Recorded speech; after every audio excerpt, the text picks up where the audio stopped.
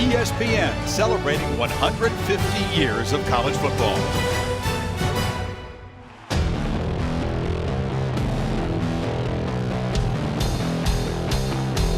A walk-on is a player who joins a team without a scholarship for the love of the sport and the desire to be part of something bigger. There he is. Touchdown. Going for it all. Got a man there. Touchdown, Miami. By definition, a walk-on is a recruiting mistake. And either through self-denial or just pure drive, he's going to go up to that school and he's going to show those coaches he's got what it takes. Just work hard enough so I can make this football team. We see plenty of walk-on success stories, but man, when they can really grab hold of a team and be one of the guys and one of the leaders on that team, I think that can separate you.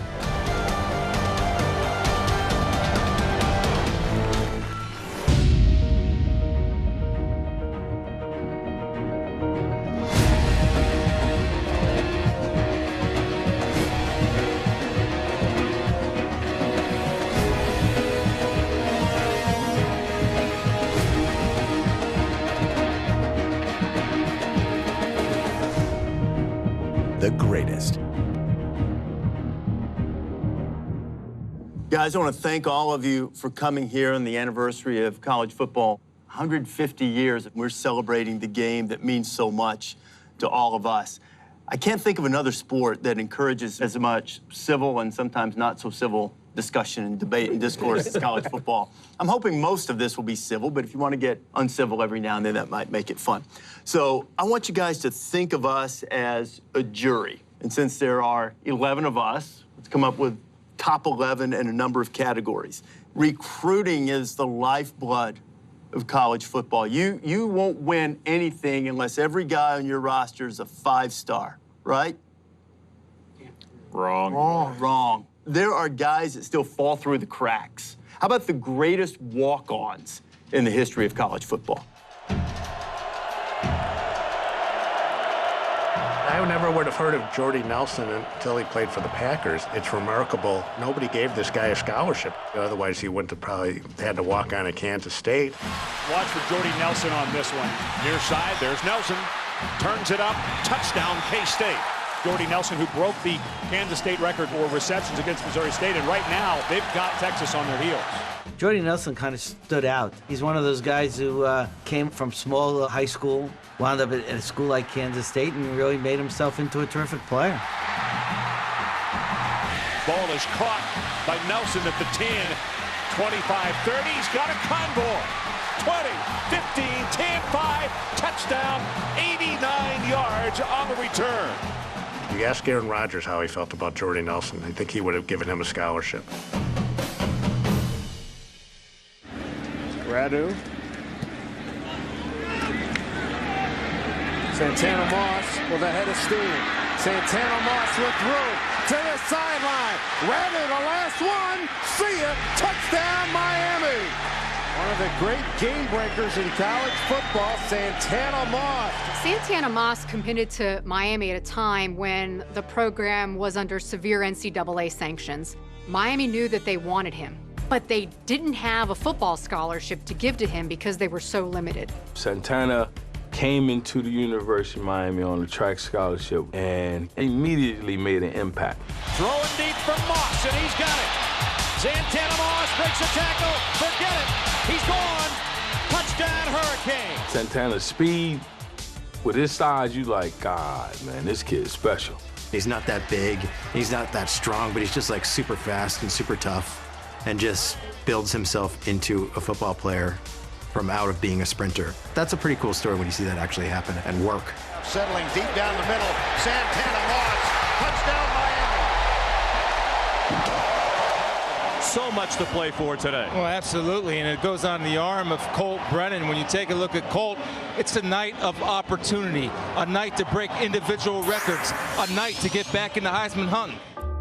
Colt Brennan is one of the better walk-on stories there is in college football. Not lost in Colt's story is the role that June Jones had in it. Coach Jones in the University of Hawaii gave me an opportunity at a time when no one else would. I remember saying to him that if you don't have the courage to walk on, then you're not the guy I thought you were. First and goal. Brennan, corner of the end zone. Touchdown. There's a strike by Brennan inside the 5. Touchdown, Devon Bess. Colt Brennan walked on at Colorado, and he walks on at Hawaii, and he goes on to set numerous NCAA passing records, takes his team to the Sugar Bowl off an undefeated regular season. And that's part of the beauty of college football, playing for the love of the game. When you find your spot, you're able to maximize your ability, and Colt Brennan's a great example. From the 7-yard line. What a nice catch that time by Bryce Mullins.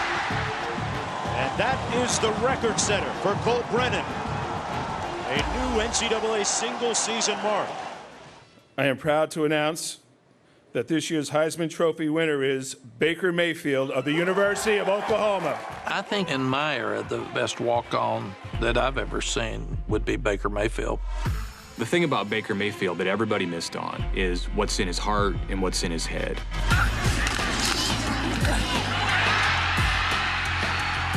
Because of his height and his athleticism wasn't at the level that a lot of college coaches coveted, he was overlooked. He's from Austin, couldn't go to Texas, couldn't go to Texas A&M, had to go out to West Texas and play for Cliff Kingsbury, and immediately made his mark as a walk-on quarterback. He starts lighting it up.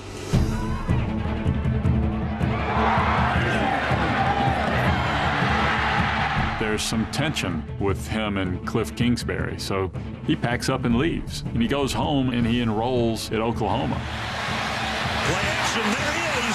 Sterling Shepard, right on cue. Touchdown, Oklahoma. Here's Mayfield going deep to the corner. Caught.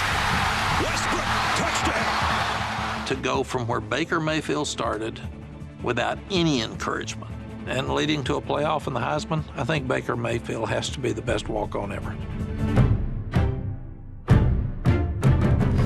I'm not sure really how long this debate is going to last, if we even call it a debate. It's already over. The greatest offensive walk-on of all time is Baker Mayfield, 2-time walk-on, Heisman Trophy winner. I'm done here. I'm drop my pen, walk out. Anybody have anything else to say about that? Who agrees? Everybody? For Baker Mayfield to walk on at Texas Tech, win the starting job, leave, walk on at Oklahoma when they had a guy, and then beat that guy and then win the Heisman. Do we not care about Jordy? Nobody? No. You got a walk-on in Colt Brennan. Would you look at a Colt Brennan and say, well, what he did as a walk-on is more impressive than Baker Mayfield? Nothing's more impressive than what Baker Mayfield did. But that's not the, do you put him in the category of a true walk-on? That's the conversation me and Bill is having. Yes, absolutely. He paid his own tuition at 2 different places. Well, I think they all have asterisks, though. I mean, Santana Moss was a track guy that got a football scholarship because Miami was on probation. Colt Brennan backed up Matt Leinart at Mater Dei, went to prep school in Massachusetts. Utah State was his only offer. He says, no, I'm going to walk on at Colorado, gets himself thrown off the team, and then goes to Hawaii and breaks the NCAA passing records. As good as the recruiting system is, there are a lot of big-time defensive stars in the history of the game that have slipped through the cracks and wound up making their mark as walk-ons. Let's find the top guys who made it as defensive standouts as walk-ons. For the 1st and goal, just inside the 4. Nobody got to go up to him. Waddell again to the end zone, and this one is intercepted. Jim Leonard's 6th interception of the year. Let me tell you about Jim Leonard. He's one of the greatest walk-ons, and where it starts is that when I stand next to him, we're about the same height, and I'm about 5'6".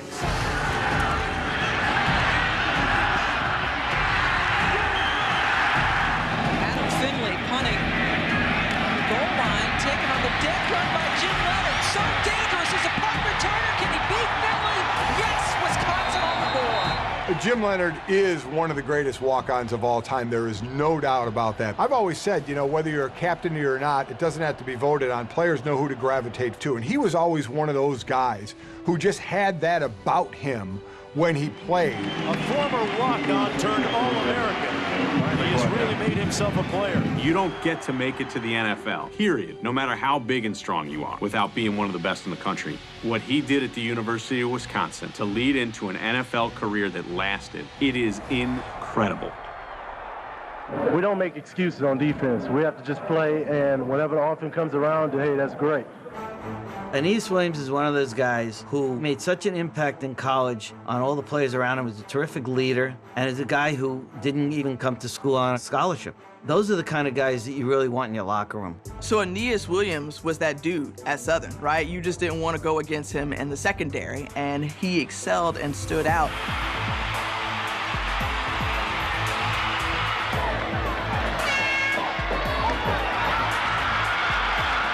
Every coach who ever worked with him was thrilled to have, and every teammate who ever played with him was thrilled to be a teammate of his. I even had a dance prepared to do an end zone, but my teammates tackled me, so I couldn't do it. On 3rd down and 8, Washington flushed, and he's dropped. Guess who? Ziggy Ansah. For more on Ansah and his unique journey to Provo, here's Jen Hildreth. It is a unique one. He came to BYU from Ghana, hoping to play in the NBA, but tried out for the basketball team, didn't make. So then they sent him down to football. So he gets to Bronco Mendenhall's office. Coach says, well, son, what's your football experience? And Ziggy said, well, I've never played before. Got him out to spring practice, and he didn't even know how to put his pads on right. The unlikely story from Ghana to Provo, Utah. Full disclosure, no idea Ziggy Ansah was a walk-on. But the dude's a stud. The short pass is intercepted by Ezekiel Ziggy Ansah. It almost sounds make-believe. He can't get the pads on 3 years ago, and now he could go as high as number 2 in the draft. Case in point, any walk-on can make it in the NFL. Again, emptying out the backfield. Deflected, incomplete, and that was J.J. Watt. J.J. Watt, to me, is like a Paul Bunyan type of figure. How was this guy a walk-on in the first place? Here's this Central Michigan tight end who's come into Wisconsin and generating some attention, and he's going to be a defensive lineman. And I mean, at that time, I had no idea what he was going to become. But when you look at what he's done in the 2010 season at college, and then obviously going on to the NFL and being the MVP and having all these Pro Bowl appearances, J.J. Watt is the greatest walk-on that I've covered. I didn't know J.J. Watt. J.J. Watt, my God. He walked on in college? I think we can continue to have the argument about walk on with J.J. Watt because he left a scholarship to go walk on at Wisconsin. But I think he's a true walk on because the kid was working at a Pizza Hut. And his parents were paying tuition. So to me, that counts, even though his story is a little bit different. First thing I did is that who's in the Hall of Fame that walked on, you know? And so that led me to my favorite is Aeneas Williams. Yeah. Here's a guy, you know, he comes out of high school, gets one offer, Dartmouth. He just doesn't play football. He just said, you know, I'm done. He follows his brother to Southern. He plays, and then, you know, he starts, and now the rest is he becomes this great NFL player. To me, that's a real good walk-on story. All right, so I got a real walk-on for you that you can't argue with me about. Okay. Oh, yeah, I'm making a case for Ziggy Ansah. Oh, man. Okay. And he knew nothing about football, had never been in a football stance, had never played or whatever. They took him and they put him on the kickoff coverage team and just said, run down, don't worry about any assignments, run down and find the guy with the ball. And from that, he becomes a starter and productive and an NFL player. There's your walk-on who came farther than anybody else and had no offers. My favorite is because I covered his whole career from the very beginning, Jim Leonard at Wisconsin. I vividly remember covering his bowl game, and he had 3 interceptions in the bowl game. Wisconsin wins. He has made a great game for himself, played in the NFL for over a decade, and is now back as the defensive coordinator at Wisconsin. So him, to me, because he was undersized, overlooked, tiny town, and became an all-time great in the Big Ten. As sophisticated as recruiting has gotten, you're dealing with 17 and 18-year-old boys, and who knows what's going to happen. And any coaches whose living it is to figure out what's going to happen still don't quite know. Sometimes when you get the walk-on story, what happens on the field is great, and that's part of it. But the whole legend surrounding it it carries the day by itself and looms larger as time goes on. Sometimes they make a movie about it. Yeah, everybody with me now. Rudy, Rudy, Rudy. I can't. Ever since I was a kid, I wanted to go to school here. And ever since I was a kid, everyone said it couldn't be done. The #1 walk-on moment is Rudy, because it was fictionalized into a movie. What's different about you? I think the different thing about me was I was a walk-on and I knew it. I was 25 years old. My point of coming here was not to be a star, not to be an All-American, just work hard enough so I can make this football team. He has entered the vernacular, which is the real achievement. He's become the Rocky of college football. When you say it's a Rudy-type situation, everybody knows what you mean. You ready, champ? I've been ready for this my whole life. I watched Rudy as a kid growing up and loved that movie. It's one of my favorites. The Hollywood story of not being able to get into Notre Dame and doing what he had to at Holy Cross to get into Notre Dame and getting the crap kicked out of him on the field, to see what he went through to get in that one play is one hell of a story. I mean, one of the great walk-on stories in college football is Texas A&M, the tradition of the 12th man. On January 2nd, 1922, in Dallas during the Dixie Classic, the foreigner of the Cotton Bowl, an Aggie, E. King Gill, was called from the stands to suit up as a substitute, hence the phrase 12th man. What would eventually happen at A&M with Jackie Sherrill taking the tradition of that 12th man and making his kickoff team all walk-ons, which was unprecedented. 12th man kickoff coverage team, all walk-ons, and they just love the chance to get down there. Moss at the 10. Got some room outside if he can make it, but he's tripped up at the 17-yard line. R.C. Slocum comes. He clearly does not like this idea because what rational man would? We have scholarship athletes. Let's use them. But to his credit, he does hold one spot for the number 12 jersey for a walk-on to be on special teams, number 12. And it's blocked and out the back of the end zone. 12th man does it as if it's scripted. What Texas A&M does, it's special. You are the 12th man. You have made this team. I mean, that's better than being the quarterback. That's as good as it gets.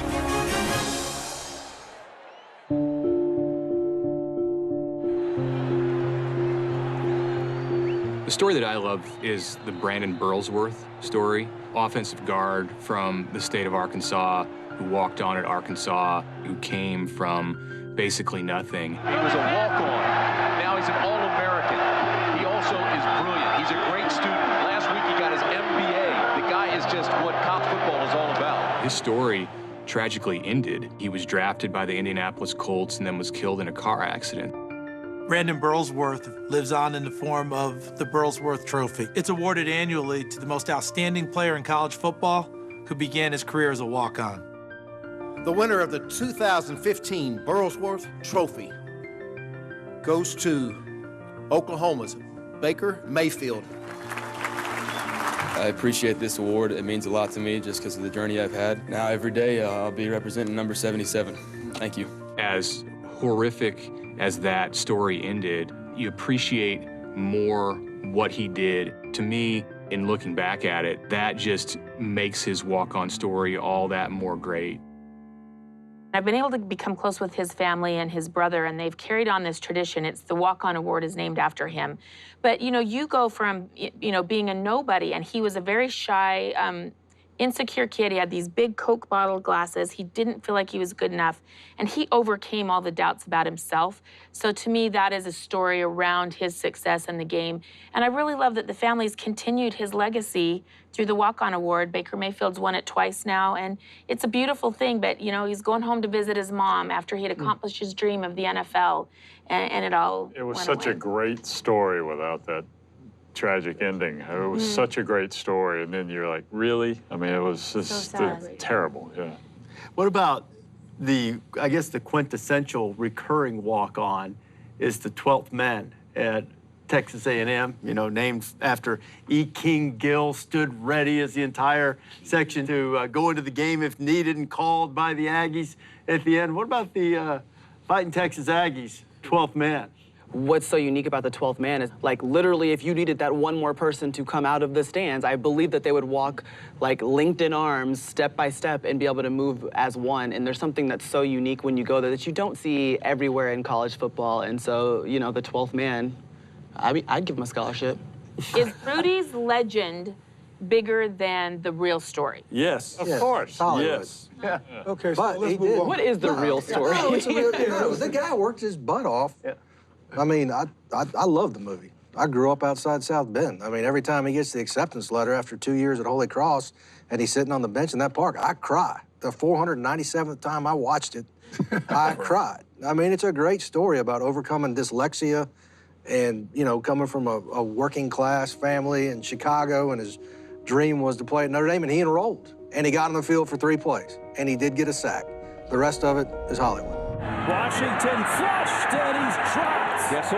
Ziggy Ansah. Usually walk-ons just show this different type of like hunger and desire. There's been a number of examples of guys that believed in themselves, and maybe they didn't have the most talent, but the work ethic and the dedication put them over the top.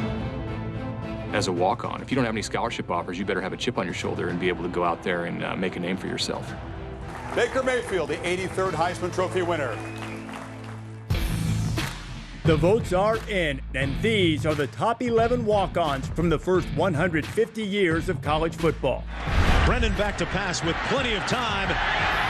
Touchdown! Ziggy Ansah, the unlikely story from Ghana to Provo, Utah. 20, 15, 10, 5, touchdown, 89 yards on the return. Santana's speed, with his size, you like, man, this kid is special. I would go to sleep at night just dreaming about catching an intercept in Jackson game, and once I caught it, I wouldn't be denied. Jim Leonard, so dangerous as a punt return. Can he beat Finley? Yes, Wisconsin on the board. Just work hard enough so maybe someday they would dress me and I can run through that tunnel. He was a walk-on. Now he's an All-American. He also is brilliant. Last week he got his MBA. And it's blocked and out the back of the end zone. 12th man does it. Deflected, incomplete, and that was J.J. Watt. Here's Mayfield going deep to the corner. Caught. Westbrook, touchdown. A&M is winning away from being one of the greatest storied programs because they have everything else. Their tradition is as good as any school in the country. Their facilities are better than most schools in the country. It could literally become one of those places where you say, this is one of the meccas. They just hadn't won a dang thing, man. They're waiting. They still waiting. A guy sat in that same chair 40 years ago and said the same thing.